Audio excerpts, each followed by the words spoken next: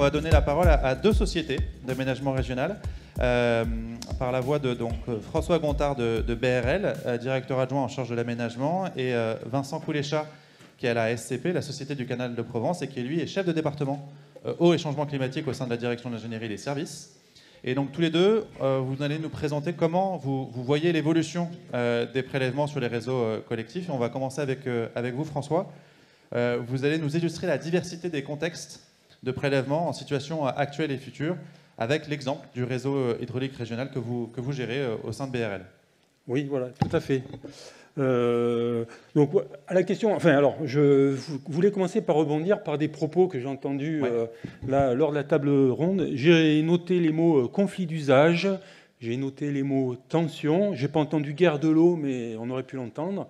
Donc, par rapport à ça, le message qu'on voulait faire passer, c'était qu'il faut très rapidement, mais ça aussi je l'ai entendu, revenir à des échelles très locales, de bassins versants par exemple, pour appréhender ces questions.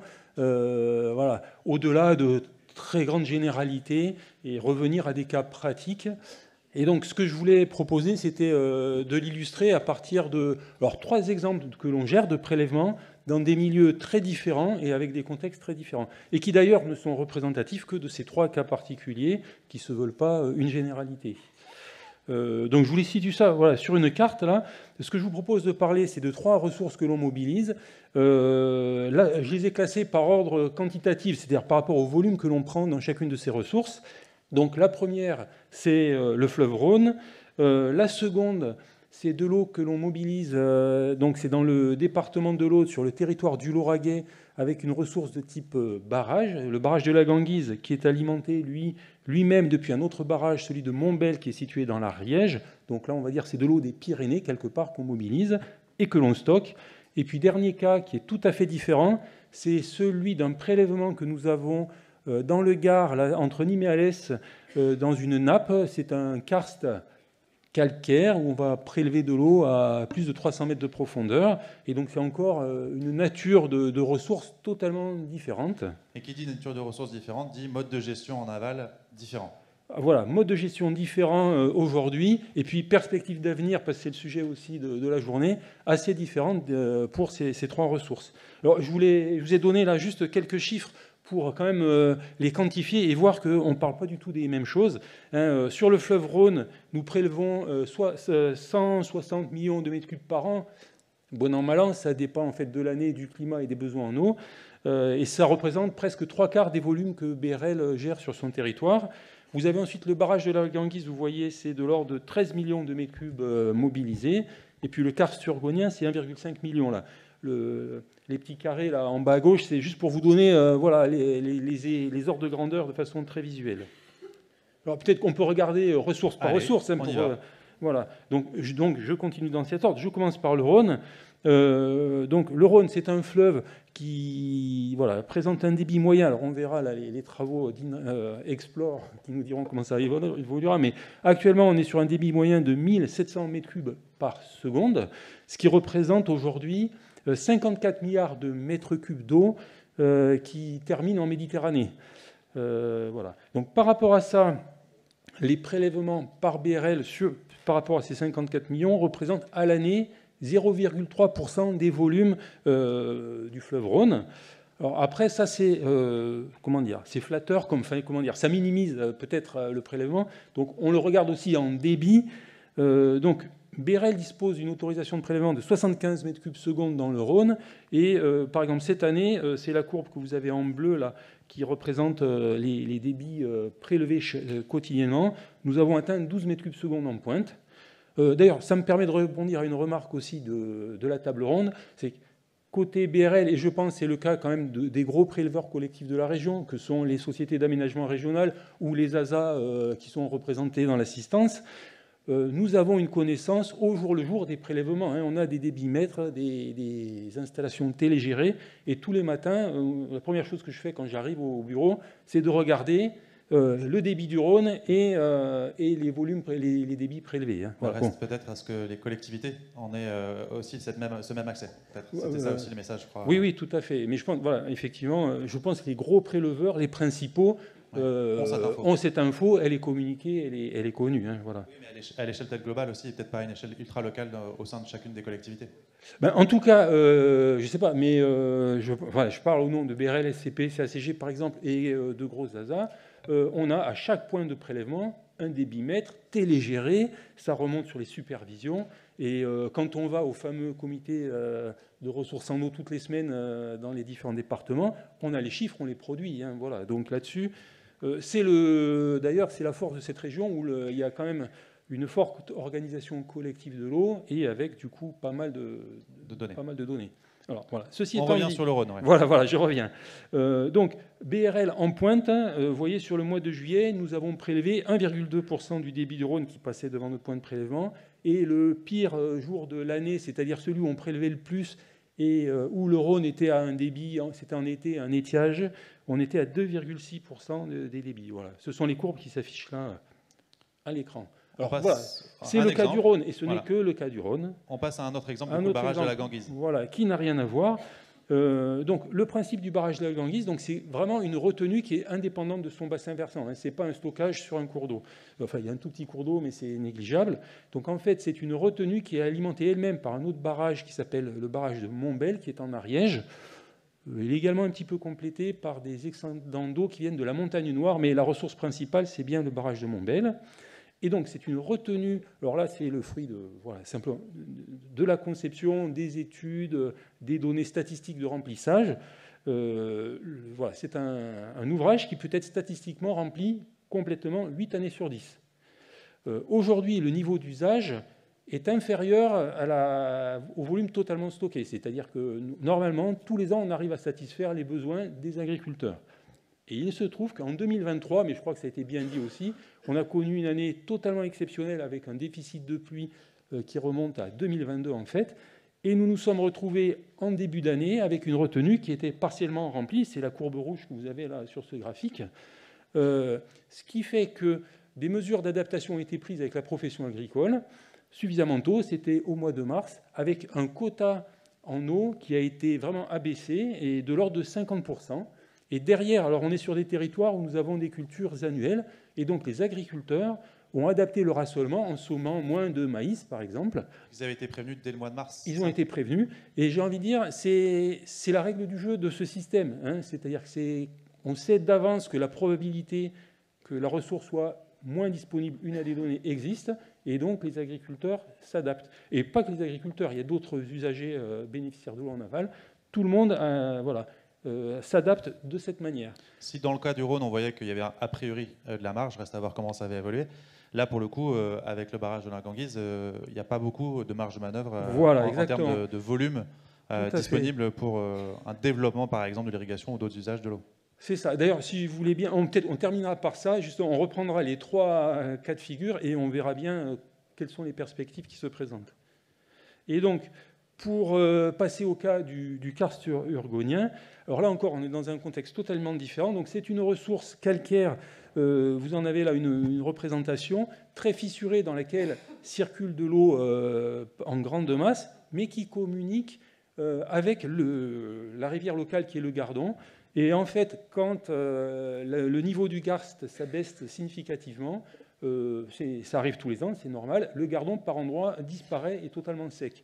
Mais ça veut dire qu'il y a vraiment une gestion très liée entre l'eau superficielle et l'eau souterraine. Alors là encore, vous voyez, tous les matins, je regarde la courbe là, du niveau dans le forage. Ça, voilà, on y a accès en temps réel. On peut voir à quel niveau se situe la nappe. On peut surveiller en temps réel à quel débit se trouve le Gardon. Et en même temps, on a également nos niveaux de prélèvement. Mais alors là, on se retrouve avec une ressource limitée quantitativement par un arrêté préfectoral. Nous avons une autorisation annuelle. C'est en gros 1,5 million de mètres cubes. Et on n'a pas le droit de prélever plus. Derrière, nous avons 3 types d'usages qui sont l'eau potable, l'eau industrielle et l'eau agricole. Et chaque usage a, par arrêté préfectoral, une part de ce quota. Il y a de tête 800 000 pour l'agriculture et le reste se répartit entre eau potable et industrie. Voilà. Donc ça nous a conduit à mettre en place là, un système de gestion beaucoup plus fin, avec des compteurs télégérés sur chaque... Alors évidemment, j'ai dit sur la ressource, mais également à la distribution. Là, vous avez une photo de borne, bon, voilà, il y a un compteur, il y a une tête qui lie la consommation, et en temps réel, tous les jours, remontent les consommations de chaque usager. Chaque usager a son quota. Le quota collectif a été décliné à l'échelle individuelle, et il est responsable de cette bonne gestion. Si jamais il atteint son quota, on vient lui couper l'eau. Hein, voilà. Il y a une vraie responsabilisation de l'usager. Là-dessus, d'ailleurs, peuvent se surajouter des arrêtés sécheresse qui peuvent venir encore durcir la situation avec des restrictions, on en a parlé, de 50 voire 100%. Cette année, sur ce territoire, il y a eu 2 semaines de crise avec irrigation interdite. Voilà. Alors, ce que je voulais dire à ce propos, parce qu'on a parlé là des mesures d'adaptation, du coup, de sobriété qui étaient nécessaires. Et ce que je voulais dire, c'est que l'agriculture a déjà fait beaucoup en matière de sobriété. Je veux l'illustrer sur ce territoire. On a fait une enquête quasi exhaustive là, auprès de tous les agriculteurs du territoire. Le goutte à goutte, on va dire la micro-aspersion, goutte à goutte ou micro-aspersion représente 99% du matériel en place. Et 95% de la surface irriguée, c'est de la vigne. Donc on a la culture la plus sobre en eau de ces territoires, et on a le matériel le plus sobre aussi. Donc je pense que là, on est vraiment sur des zones, parce que on est un peu forcé, hein, voilà, vous avez vu le contexte, la ressource est limitante. Là, on est dans le Gard, hein, pour juste se projeter. Voilà, sur ce périmètre, hein, c'est une cinquantaine d'agriculteurs, voilà, c'est un petit périmètre, mais n'empêche, là, voilà, on voit vraiment que les choses sont en place. Quoi, prise en main. Et à la fois côté gestionnaire, mais côté usager de l'eau. Alors, je ne dis pas qu'il n'y a pas encore quelques économies à faire, et certainement, mais je pense que là, il y a quand même un grand pas qui a été déjà fait. Et alors après, l'idée, là, c'était de se projeter un peu dans l'avenir. Hein, voilà. Ouais. Si on revient là sur ces 3 ressources, donc le Rhône, je me permets de la qualifier de ressource abondante. Je ne dis pas que c'est une ressource infinie dans laquelle on va se servir, et d'autant que, voilà, on a bien compris que les débits d'étiage l'été, quand on a besoin en eau, allaient diminuer. Ceci dit, on sait qu'il y a encore, voilà, il y a quelques marges de prélèvements supplémentaires envisageables. Ça veut dire que derrière, on ne s'interdit pas des usages supplémentaires, équiper quelques surfaces, par exemple, et puis répondre aussi à l'évolution de la demande climatique, c'est-à-dire que le climat évoluant, les cultures, y compris celles qui sont très sobres, auront besoin de plus d'eau. Donc on ne s'interdit pas de mobiliser un peu plus d'eau dans le Rhône là-dessus. Le cas du barrage de la Ganguise est totalement différent. On est sur une ressource finie, et nous sommes en train de faire une étude pour évaluer justement à échéance 30 ans quels sont les volumes qui restent mobilisables, et avec une approche fréquentielle, pour dire finalement, est-ce que dans cette retenue, 8 années sur 10, il reste encore 5 millions de mètres cubes, auquel cas on pourra envisager éventuellement d'arroser un peu plus de surface sur le périmètre en question, ou répondre là encore à l'accroissement de la demande climatique pour les agriculteurs en place. Hein. Et puis dans le cas de notre prélèvement dans le Gard surgrunien, on sent bien qu'aujourd'hui, là, tout est verrouillé, on va dire. Alors nous avons également une étude hydrogéologique en cours pour mieux comprendre le fonctionnement de ce karst et justement préciser ce qui est envisageable. Et les conclusions pouvant être optimistes, il y a un peu plus de marge. ISO, on en reste là de l'autorisation, voire de régression en ayant malheureusement, enfin je dis malheureusement pour les agriculteurs, nécessité de réduire les prélèvements. C'est une perspective qui n'est pas exclue. Et alors voilà, je voulais rester là-dessus quand même. On parle de mobiliser éventuellement plus d'eau.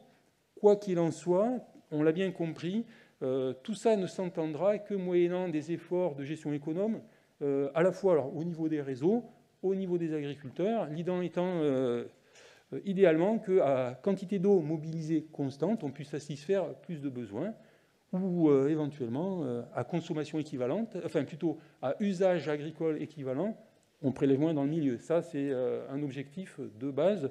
Voilà. Que la ressource soit celle du Rhône ou celle du karst. Merci beaucoup. On peut l'applaudir. On enchaîne directement avec un autre exemple de mode de gestion par une société d'aménagement régional, avec Vincent Koulécha, l'évolution des consommations d'eau agricole à l'échelle territoriale. Et vous allez insister sur comment il faut comprendre, ou pourquoi plutôt, il faut comprendre le passé pour anticiper l'avenir. avec la concession du canal de Provence. Voilà, donc moi je serai beaucoup dans la projection et la réflexion sur le futur. Vous anticipez presque la session 2, mais c'est pas grave. Avec voilà, des questions sur l'effet ciseau que nous fait le changement climatique et puis les besoins d'adaptation sur le territoire. Donc la Société du Canal de Provence exploite une concession régionale, donc la concession régionale du Canal de Provence, qui est alimentée principalement par le Verdon, qui fait partie du bassin versant du Rance-Verdon, et sur lequel il y a des aménagements hydroélectriques depuis les années, qui ont été imaginés dans les années 50, même avant, mais enfin réalisés à partir des années 50, qui nous permettent de sécuriser nos ressources. Donc il y a des aménagements hydroélectriques qui permettent de stocker 1 milliard de mètres cubes sur le bassin versant du Verdon, et à l'intérieur de ces réservoirs, il y en a 225 millions qui sont réservés pour l'usage de la concession régionale du canal de Provence. Cette concession régionale, c'est une concession multi-usage, et on voit donc sur le graphique de droite que l'usage agricole représente 22% des volumes qui sont prélevés. Chaque année, il y a environ, en moyenne, 230 millions de mètres cubes qui sont prélevés. L'année 2022 exceptionnelle est montée à de l'ordre de 300 millions de mètres cubes, mais en moyenne, on est à 230. Et la moyenne des prélèvements de l'agriculture, c'est de l'ordre de 40 millions de mètres cubes. Donc les autres prélèvements, grosso modo, la moitié des prélèvements, c'est pour les usages des collectivités, pour la potabilisation de l'eau, souvent en complément de ressources locales qui peuvent être fragiles en période de sécheresse. Compte tenu des perspectives de changement climatique, on a une forte demande des territoires pour des extensions de réseaux. Donc les extensions de réseaux au niveau agricole, c'est un des principaux leviers d'adaptation au changement climatique pour l'agriculture. Il y a bien sûr les leviers agronomiques dont on a parlé, mais il y a aussi ce levier-là qui est envisagé. Et c'est un levier en plus qui facilite la transition agroécologique, donc qui permet aussi les autres transitions. On discutera de ça tout au long de la journée. Voilà. Alors la question, c'est sur ces 40 millions de mètres cubes, qu'est-ce que ça va devenir avec le changement climatique? Alors le premier réflexe, ce serait de se dire on va faire la somme des besoins des parcelles en partant de ratios agronomiques. Et là, j'ai mis un tableau avec les différentes parcelles, avec les différentes cultures qui sont présentes sur notre périmètre, des doses annuelles théoriques, qui sont très théoriques puisque c'est pris à l'échelle de l'ensemble de la région, donc alors que ça peut être variable, et puis les volumes qui en résultent. Donc globalement, l'ordre de grandeur, si on fait ce calcul-là, on arrive à 160 millions de mètres cubes, alors que notre consommation réelle observée, moyenne, est de 40 millions de mètres cubes. Donc qu'est-ce qui explique que la somme des besoins des parcelles soit si inférieure au volume théorique?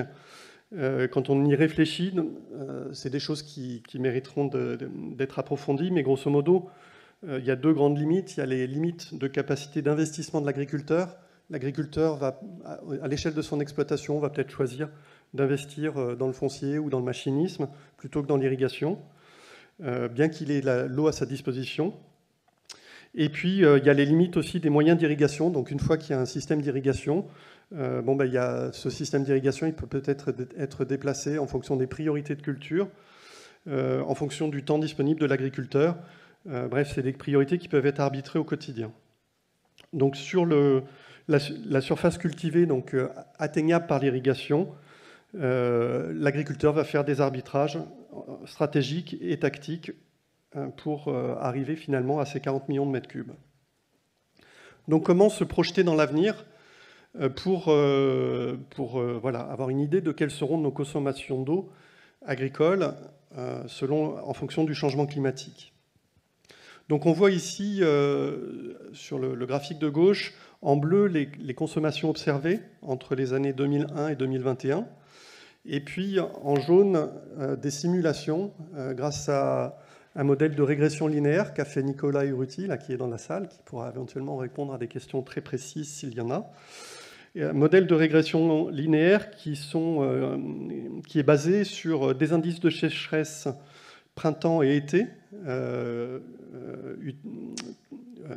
calculés à partir de projections agroclimatiques AgriForecast. Donc les consommations sont calculées en fonction des surfaces équipées, bien sûr, et de l'occupation des sols. Et on voit qu'on a un modèle relativement performant dans le passé pour expliquer la variation. On a un R2 à 0,91 pour expliquer la variation des consommations. Les amplitudes sont par contre un tout petit peu moins bien simulées. Et donc ce modèle, on l'a calé sur les observations qui ont été faites depuis 20 ans sur nos bases de données de consommation annuelle sur tous les réseaux de la concession, donc qui représentent de l'ordre de 75 000 hectares en surface d'influence. Si on fait les projections, donc en fonction du changement climatique, avec un scénario qui est un peu médian, sur la série 2030-2059, on arrive à une augmentation de consommation en moyenne de 6%, et puis une variabilité interannuelle qui est évaluée entre 33 et 46 millions de mètres cubes. Donc on est sur une variabilité qui est à peu près similaire à ce qu'on a aujourd'hui, avec une augmentation de la moyenne de 6%. Par contre, on n'intègre pas dans ces projections, finalement, les évolutions agricoles qui peuvent être largement prépondérantes par rapport aux questions de changement climatique. Est-ce qu'on aura des assolements sobres ou pas? Qu'est-ce qu'on peut imaginer comme évolution des encépagements, puisqu'on est sur des territoires qui sont très viticoles, donc des encépagements qui peuvent être plus ou moins consommateurs et plus ou moins sensibles à la sécheresse. Et puis, quelles seront les futures pratiques agroécologiques? Donc un certain nombre d'incertitudes qui se surajoutent à ces questions de changement climatique. Si on regarde les ordres de grandeur à l'échelle du bassin versant du Rance-Verdon, donc les prélèvements de la Société du Canal de Provence, je vous ai dit 230 millions de mètres cubes, représentent 4% des volumes qui passent dans le système du Rance-Verdon. Voilà, il y a 6 milliards de mètres cubes qui sont utilisés chaque année à l'échelle du bassin versant. Et puis, la SCP, historiquement, avait jamais dépassé 30% de la mobilisation de ses réserves pour compenser en fait, les périodes d'étiage jusqu'à l'année 2022. L'année 2022 a été un peu une déflagration, puisque pour la première fois, on a eu un léger conflit d'usage avec les usages touristiques sur le lac, puisque la cote touristique n'a pas pu être maintenue compte tenu de la mobilisation des volumes de nos réserves. Donc, malgré ça, en 2022, on a mobilisé moins de 50% des réserves attribuées à la concession régionale.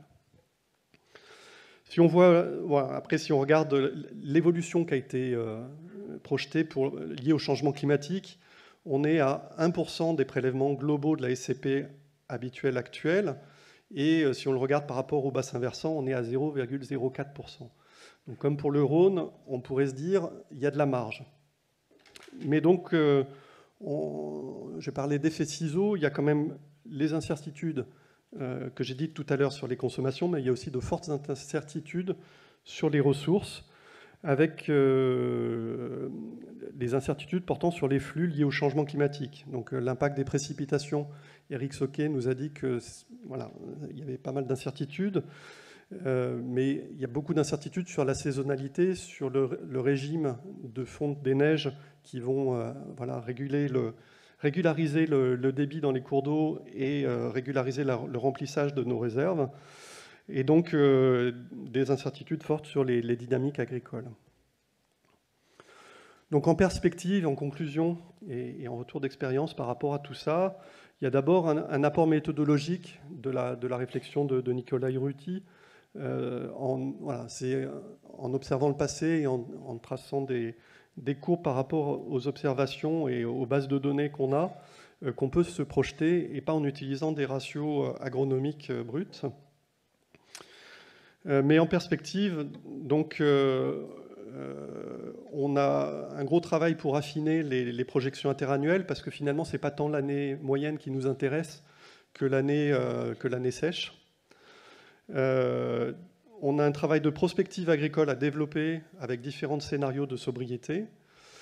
On a des prospectives à faire aussi sur les autres usages. Je vous ai dit que les usages, la moitié des usages étaient des usages urbains, souvent en complément de ressources locales fragiles. Donc si ces ressources locales diminuent pour différentes raisons, le prélèvement sur la réserve de la concession va augmenter. Et puis donc, voilà, tout ça est à confronter aux prospectives sur les ressources en eau.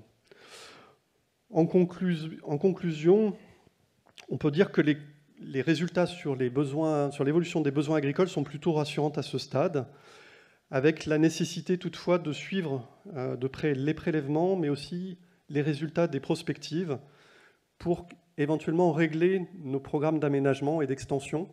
Donc voilà, c'est des programmes qui prennent beaucoup de temps, il faut s'y prendre très longtemps à l'avance pour le réaliser. Aujourd'hui, on n'a pas toutes les données, on le commence quand même, mais on est en mesure de régler le niveau d'atteinte du programme en fonction des résultats et des évolutions qu'on va observer.